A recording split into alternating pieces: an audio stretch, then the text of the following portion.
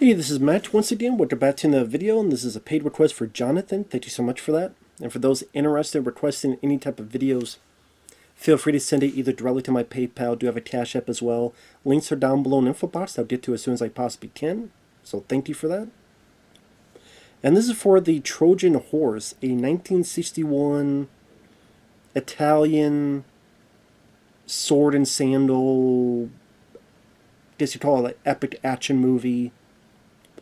Starring Steve Reeves, which I know he played Hercules, I think at least 2 times.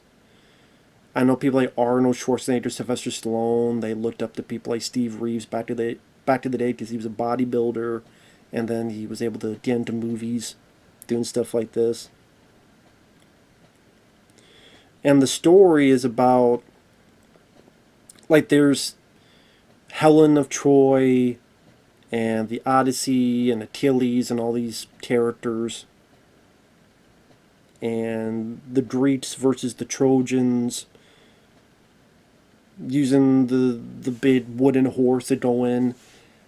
This doesn't tell the whole story. This is more about the final, I don't know, months, how you want to put it, of that whole situation.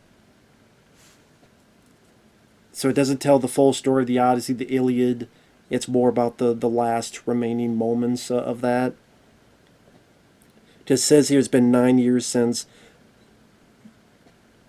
the Helen's been taken.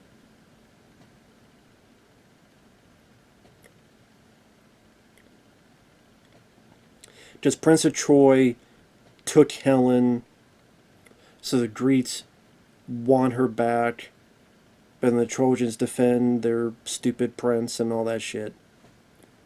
And the lead here is usually a character that is a smaller supporting character, but a guy named Aeneas, played by Steve Reeves, which in this film, he is against what's going on. He hates that the prince did this because of what it's done to so many people have died because of this stupid decision, and you just wanted this lady, and you think this lady Helen is worth all this bullshit. And so the people like Steve Reeves' character, but he doesn't like the prince, he doesn't like the officials, he's against what's going on, but he'll do his duty. He's also one of the few that survives this whole situation. And it's more from the Trojans' perspective, because usually the story's told from the Greeks' perspective. But I believe it's because the remaining survivors, they'll go, and I think they'll make up the DNA of Rome, of Italy. And this is an Italian film, so they want it from the Italian perspective. Now, it is dubbed. You can clearly tell it's dubbed.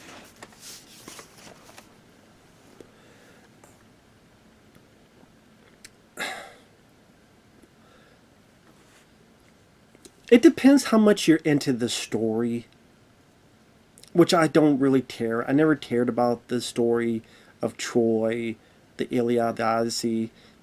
I think Christopher Nolan is doing a version of the Odyssey.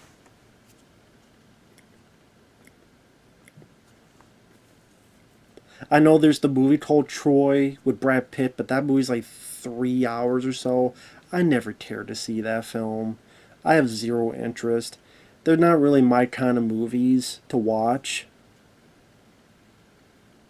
Could there be exceptions? Sure. But, like Braveheart. That era with swords and that kind of battle. I mean, granted, that's done very brutal and violent, and Mel Gibson does a good performance. But I don't usually, The Patriot, about the American Revolution. I did like that movie with Mel Gibson. But usually I'm not into historical epics of that nature. Again, there are exceptions. But it depends how much you're into the story. Again, it's here told with people being dubbed and all that stuff. And they definitely had a lot of extras. So it seemed like they had a little bit of money for this film. Because there are extras where there's hundreds and hundreds of people on these battlefields. And like when it began, I was okay with it. Steve Reeves, I don't know if I've ever seen his Hercules films, but I knew of him because Arnold and Stallone, and they mentioned how he was an inspiration for them. But he definitely had the right look for it.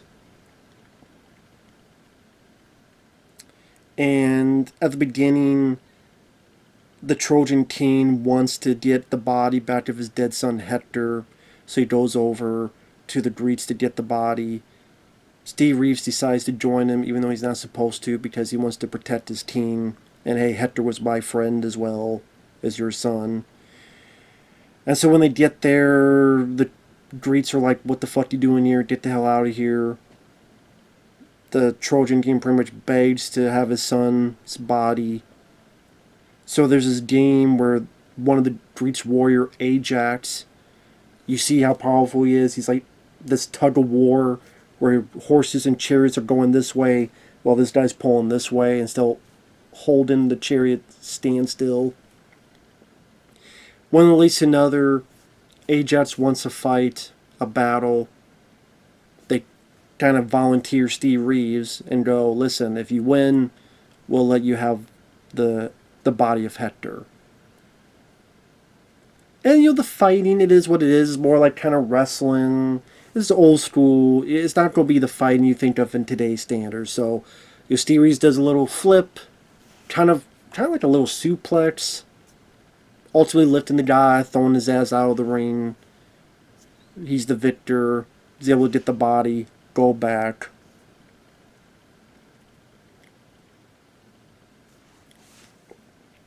And then afterward, just the gets into the politics, how Steve Reeves is against what's going on, and the prince doesn't like this insubordination.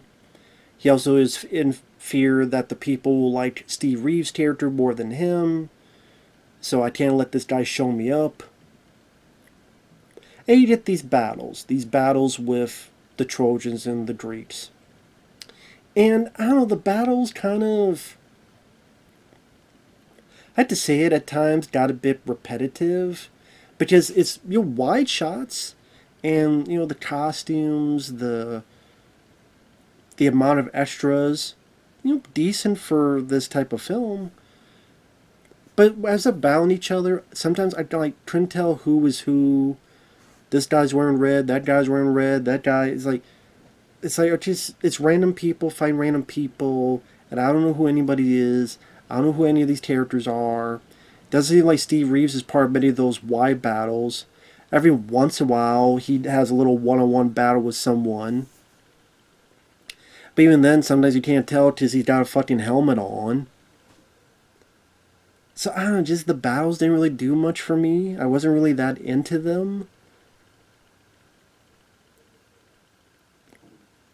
And as time went on, it's just, other than Steve Reeves getting on a one-on-one battle with someone every once in a while, it's just kind of these battles going back and forth. And a lot of times you try to see them as this kind of people, like they don't want to hurt each other, and kind of like doing this and falling down, or kind of struggling with each other, and almost like a Royal Rumble. Or almost like, okay, here's WWF, y'all gotta fight each other, and it's like kind of just, they can't do much. Just or they don't quite know what to do. I just didn't really get into it. So I would say this just wasn't my cup of tea. The finale, they go into battle, they're victorious, they come back. The Greeks are pissed. They make the horse, the wooden horse, they go in. Oh, this is a gift and whatever. But at night, they get out of the horse. They take over the city. They kill the prince, who's a kind of a prick. They get Helen, who is in this way, a steaming bitch. At least that's how she comes off as, a steaming bitch. Steve Reeves fights the Ajax guy. kills him. His lady dies, but gives birth to a kid. Steve Reeves takes his kid, goes with the other survivors, and they walk away. And the narration tells about how they're going to form Rome. Like, Troy was mortal, but Rome is blah, blah, blah.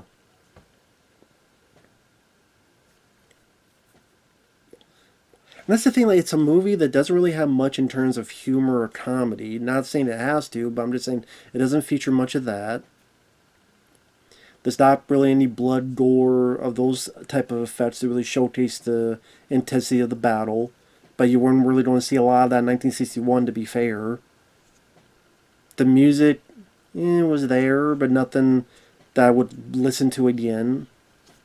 The characters, I think the only one I could think of was Steve Reeves.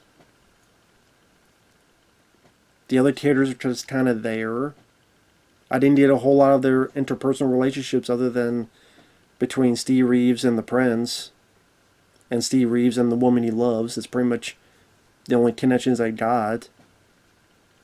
And in the battles, it's not like an intricate choreography. I said, so this just isn't my cup of tea. It just isn't my kind of movie. So maybe I'm just the wrong guy to review this kind of thing. The wrong guy to review this kind of film. And again, I'm not really that into the story as it is. So I'm pretty much the wrong guy to talk about this. But he wanted my thoughts on it. And like I said, the Trojan Horse aspect comes in at the end of the film. And it's kind of not looked at as a smart act of ingenuity, but more of as a cheap trick. Because our lead characters are the Trojans, not the Greeks. And like I say, it depends how much you're into these type of films and how much you're into this type of story. Maybe it'd be for you. So at least you know it exists and give it a look. And it's on YouTube for free. You can watch it on YouTube for free. Actually, let me see. Is there anything about this? In 2004, it was restored and shown as part of the retrospective Storia Segreta del Cinema Italiano at the 61st Venice International Film Festival. Directed by Giorgio Ferroni.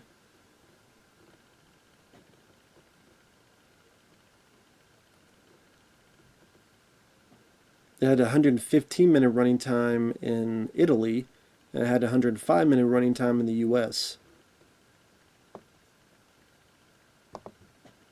But it's based on Homer's The Iliad, which again, I think there's a film coming out with Christopher Nolan.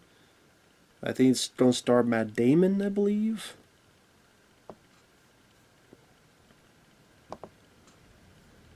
And it gets a 5.9 on IMDb.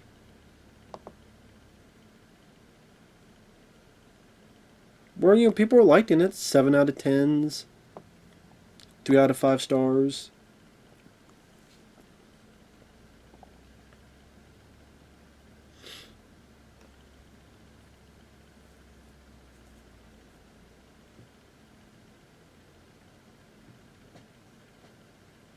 They keep calling the peplum. I didn't know what the term peplum was, but I guess that's what these kind of films are peplums. Or peplums, however you want to word it.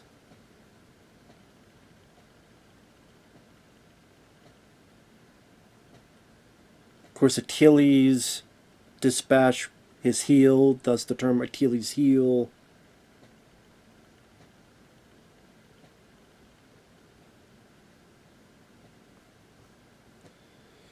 Some people may say, well, Troy, you may like more because it's a little bit more of that epic feel. But again, that movie's like 3 hours long, and it's like, that's a lot, man.